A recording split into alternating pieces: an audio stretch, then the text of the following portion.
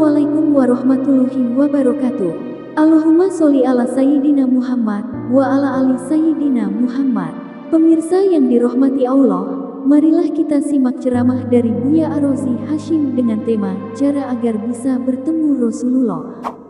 Sebelumnya marilah kita perbanyak sholawat minimal 1000 kali sehari, agar hidup kita penuh barokah dan mendapatkan syafaat kelak.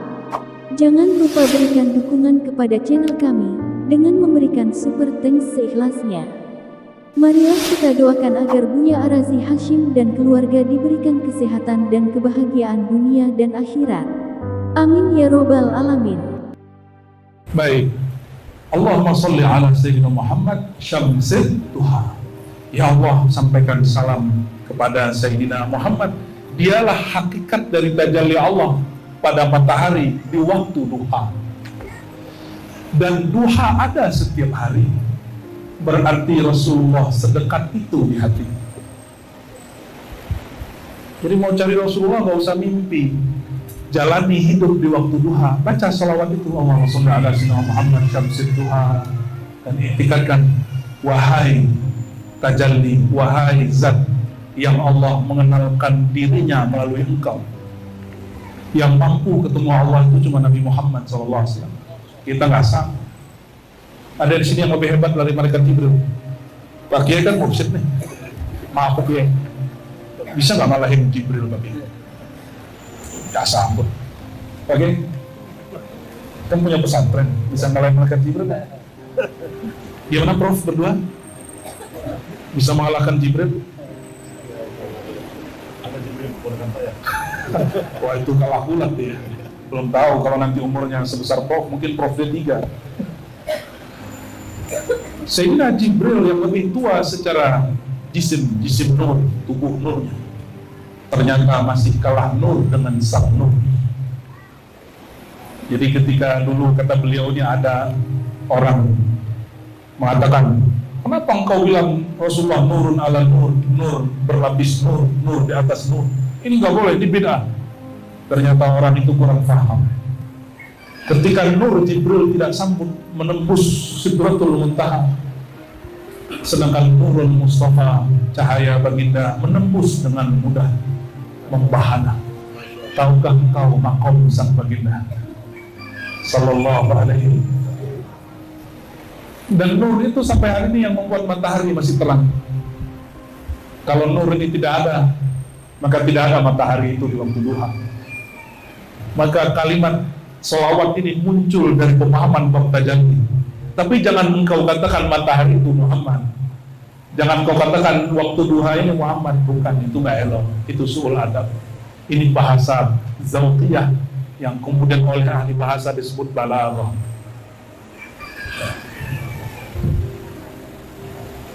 Karena kalau sudah halu, dia pandang matahari, lalu dia katakan engkaulah matahari. Ya, iya, matahari nanti jawab, betul ke matahari. Bukan matahari itu Muhammad, bukan. Matahari itu cahayanya dari nur Sayyidina Muhammad sallallahu alaihi. Jika matahari tercipta dari nur Sayyidina Muhammad, itu pohon-pohon, bunga-bunga tidaklah tumbuh kalau tidak kena cahaya matahari, sinar matahari. Faham kenapa pohon itu berhutang kepada Nabi Muhammad? Karena cahaya sinar matahari yang menimpa dia itu dari matahari dari nur Sayyidina Muhammad SAW. Maka tubuh ini, kenapa dulu guru-guru kita mengatakan tubuh ini juga dari nur Muhammad? Coba bayangkan saudaraku, kalau engkau tidak kena matahari selama beberapa hari, mati. Waktu COVID obatnya apa?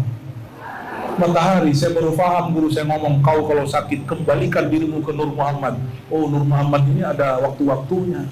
Maka ketika lagi demam, lagi flu, duduk di bawah cahaya matahari pagi, itu mengembalikan tubuh ke nurnya. Baru masuk, baru ilmiah. Cuma kadang-kadang orang nunggu pembuktian dulu, kurang percaya dengan gurunya. Lain dengan sahabat Anas, sahabat Jabir, sahabat Ali, sahabat Abdullah. Mereka kalau Nabi kalam langsung sedekah, engkau benar. Beda dengan Arab Badui. Masih ingat kajian sebelumnya? Di mana tuh, di Mandar ya? Orang Arab Badui nanya dulu, masa sih buktinya apa? Sekarang banyaklah Badui tapi bertubuh berjubah akademisi. Ya. Badui Bugis. Tapi bukan saya ngomong itu Pak. Ayat apa lagi yang dihafal tentang demi Allah bersumpah? Ini yang saya mau maksud, salah satunya.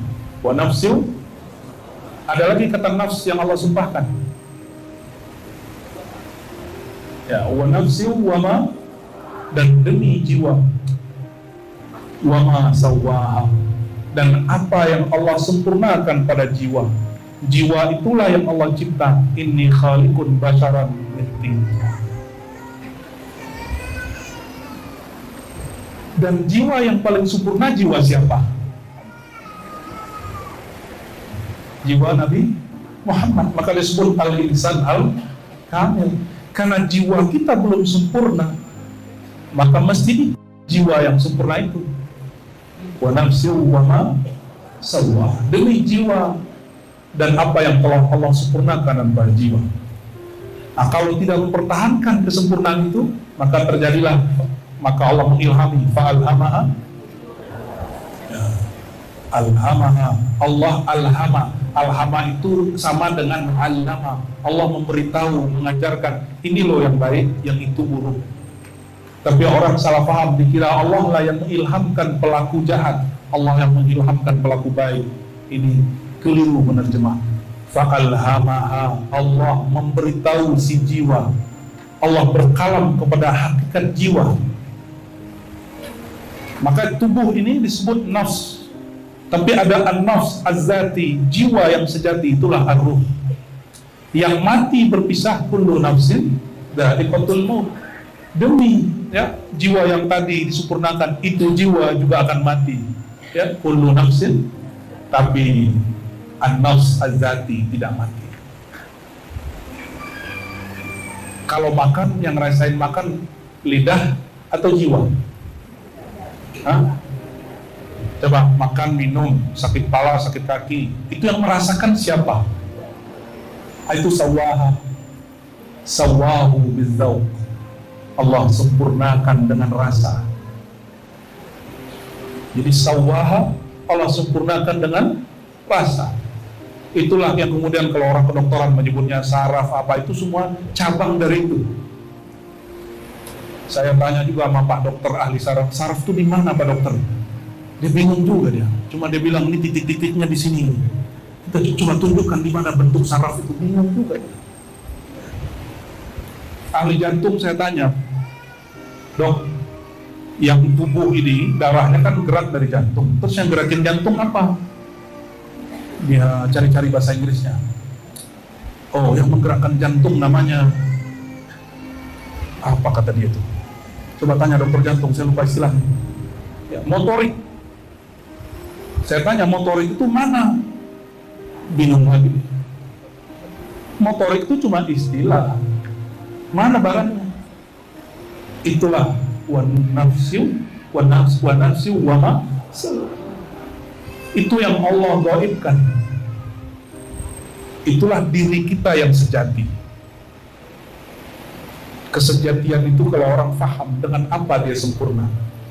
Fa'ila sawaituhu, kalau aku sudah sempurnakan sang jiwa, nafakhtu fihi min ruhi, aku sempurnakan dia dengan hembusan rohku. Rohku beda dengan zatku ya.